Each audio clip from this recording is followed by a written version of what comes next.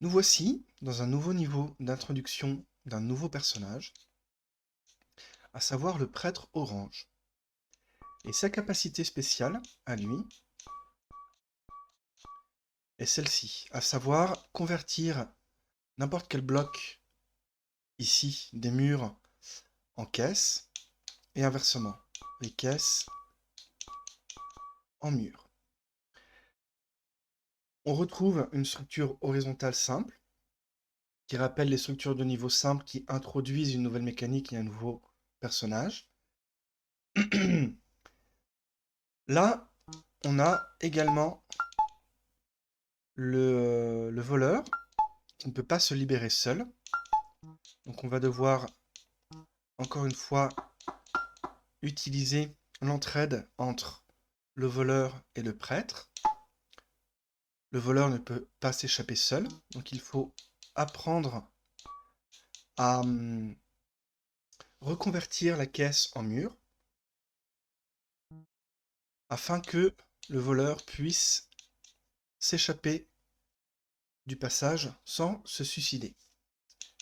Et ici, il faut réactiver le mur en caisse pour terminer le niveau. Et encore une fois, j'attire l'attention sur le fait que la structure du niveau est extrêmement simple, il y a presque qu'un seul couloir, mais euh, même si la solution est presque de l'ordre de l'évidence, au moins le game designer s'assure que en terminant ce niveau, le joueur a complètement compris la nouvelle capacité du prêtre, à savoir transformer mur en caisse et caisse en mur. Le joueur ne peut pas terminer le niveau s'il n'a pas compris ça, donc c'est une manière de s'assurer que la nouvelle règle a été transmise de manière non verbale à travers l'interactivité. Ici, on a la combinaison entre le prêtre et le guerrier qui est enfermé dans sa cellule, et le prêtre qui peut vraiment tout transformer autour de lui. Pardon. Et là, personnellement, je trouve que le jeu se réinvente complètement, puisque on va même, grâce à une nouvelle compétence d'un personnage, pouvoir transformer le level design. Bien sûr, c'est limité, on ne peut pas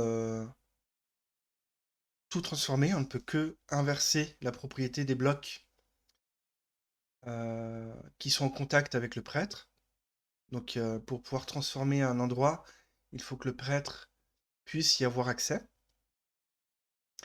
Et c'est marrant parce qu'il y a un petit côté Minecraft en fait. Maintenant aujourd'hui, on est habitué à voir des jeux en monde ouvert complètement systémiques, avec une grande liberté de mouvement et de créativité et de transformation, même sur l'environnement, avec des gameplays de gestion des ressources, etc.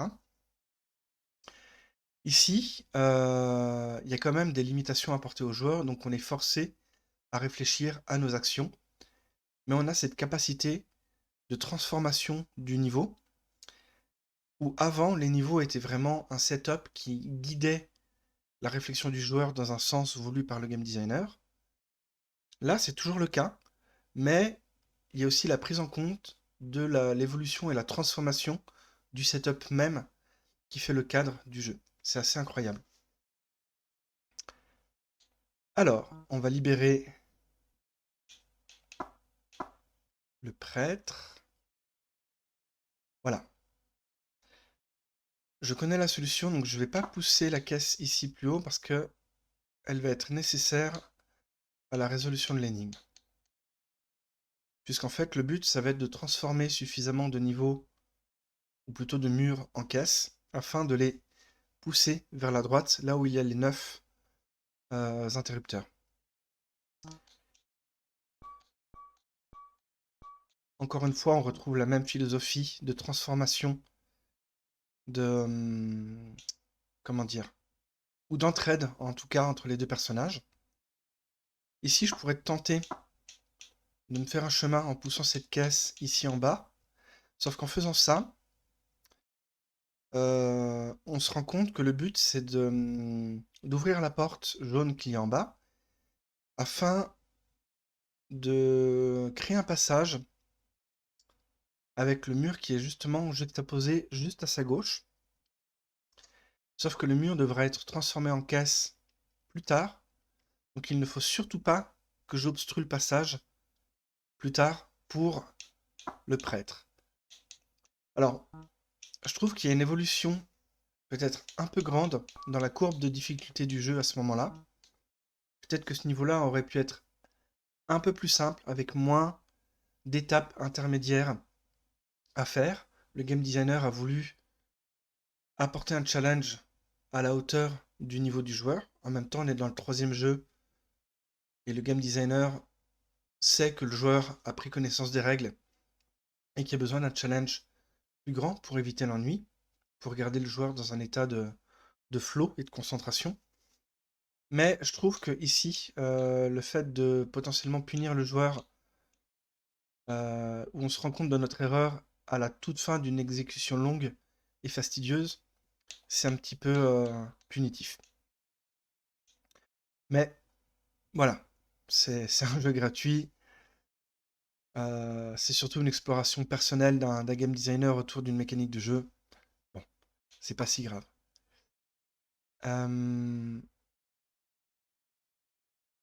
Ouais, faut faire ça.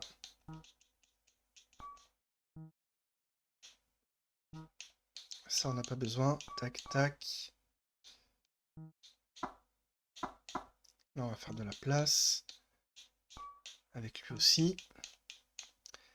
Et ici, on a le chemin qui nous mène vers la pièce en haut à droite.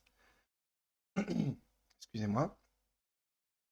Mais le warrior, le guerrier, est bloqué par les caisses. Et il n'a pas moyen, même à gauche, de pousser les caisses vers la droite pour libérer un passage sans se bloquer.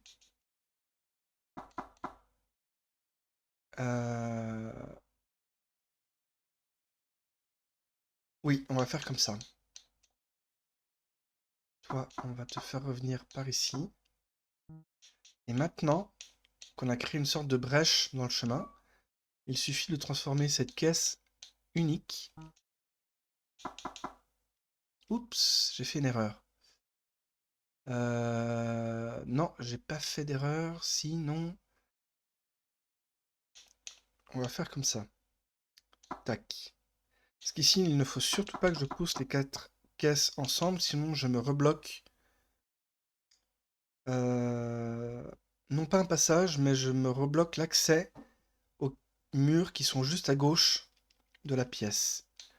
Donc si je fais ça, il y en a 3 et j'ai un chemin d'accès pour le prêtre. Ici et là.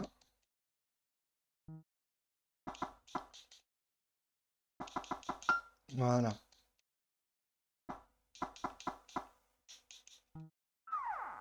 Ok. Voilà, on continue avec l'exploration de la combinaison entre deux personnages, à savoir ici le prêtre orange et le wizard, donc le magicien. Le prêtre pourrait transformer ce mur ici. Et c'est exactement ce qu'on va faire, parce que si on essaye de se déplacer avec le wizard vers la gauche, on est téléporté et on meurt à cause du gobelin. Donc ici on protège l'accès au wizard. On a une espèce de petit jeu coopératif à distance entre la porte qui s'ouvre et le wizard, qui peut inverser sa position, aller ici, ouvrir un point de passage grâce au pouvoir de téléporte du wizard.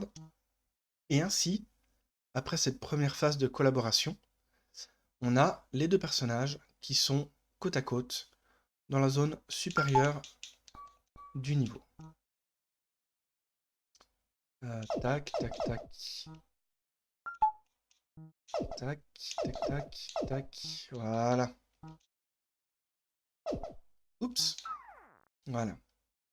Je suis allé un petit peu vite à la fin du niveau, mais en gros, on a eu une espèce de variante d'entraide de téléportation côte à côte avec le wizard.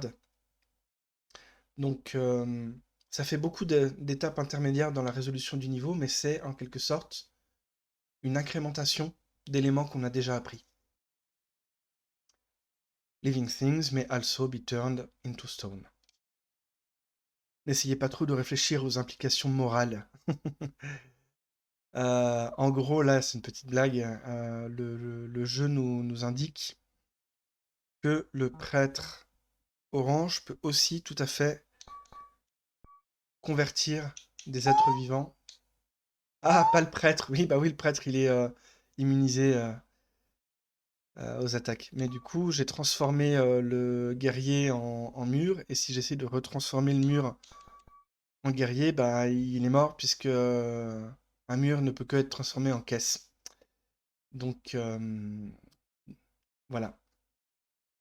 Mais on comprend que si on peut faire ça sur nos camarades, on peut aussi faire ça sur les ennemis. Ok, donc on a encore une fois un niveau horizontal très simple avec un espace très concis, compact. Donc il n'y a pas beaucoup d'espace de mouvement. Donc il va falloir utiliser intelligemment les compétences des différents personnages. Et ici, on se rappelle que on a le mur avec la marque M rouge qui va se détruire lorsque les ennemis seront morts. Donc on comprend que ici le but est de tuer les deux gobelins. Les deux gobelins sont vraiment espacés et juxtaposés à des murs. Donc on comprend qu'on ne peut pas les contourner avec le warrior pour les pousser l'un vers l'autre. Parce que si par exemple le gobelin de droite avait peut-être un espace de 2 cases de déplacement à sa droite, on aurait pu positionner le warrior et le prêtre normal à sa droite pour que le warrior soit immunisé afin de repousser le gobelin vers la gauche pour que les deux gobelins se touchent et s'entretuent. Mais ici, ce n'est pas le cas. Donc, on se retrouve encore une fois face à une nouvelle situation qui nous crée une question en mode mais cette situation paraît impossible. Je comprends, de par la structure du niveau, que les deux gobelins doivent mourir, mais je ne sais pas comment les tuer parce qu'ils ne peuvent pas être en contact l'un et l'autre, donc je dois trouver une nouvelle façon de faire. Et cette nouvelle façon de faire, c'est d'utiliser la compétence du prêtre orange. Et pour ce faire, on va utiliser la protection du prêtre normal pour immuniser le prêtre orange aux dégâts du gobelin. Donc on en a eu un à droite, et ici on peut positionner les 3 personnages exactement dans cet ordre, afin de pousser tous les personnages vers la gauche grâce au warrior, permettre au prêtre normal de protéger le prêtre orange qui peut tuer le dernier zombie.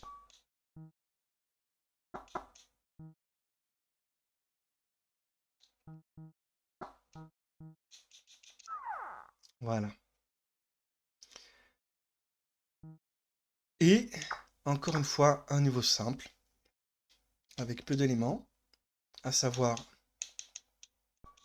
la combinaison entre le barde et le prêtre orange. Voilà, on va faire comme ça. Où le but, c'est d'amener toutes les caisses sur les interrupteurs et de les retransformer en murs. Que je peux tout à fait retransformer les murs en caisses à la fin. Et l'idée, c'est de passer d'une étape, comment dire, de passer d'une phase de, on a des, on va faire comme ça, tac, tac, tac. On a des caisses qui peuvent être déplaçables, retransformées en murs pour éviter d'enlever leur position finale qui était sur les, tac. sur les interrupteurs. Voilà, et on va utiliser une dernière caisse. On va utiliser ce mur-là. Non, on va faire comme ça. On va se faciliter la vie. Tac. Tac, tac.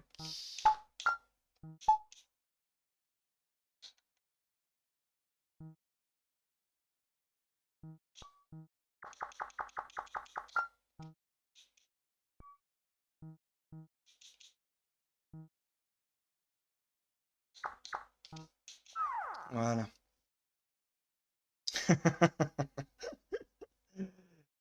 Situation a priori véritablement impossible. Ok, on va terminer sur ce niveau ici pour cette vidéo. C'est rigolo parce que ça fait écho à un niveau qu'on avait déjà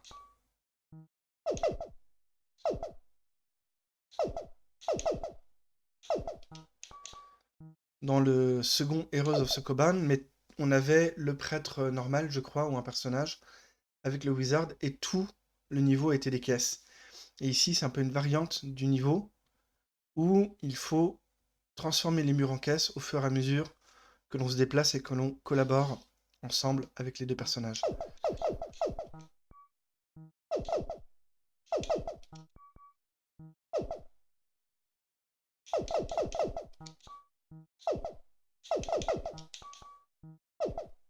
Non, tac, tac, tac.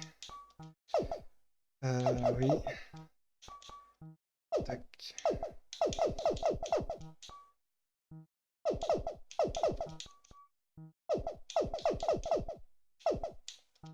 Voilà. Ok.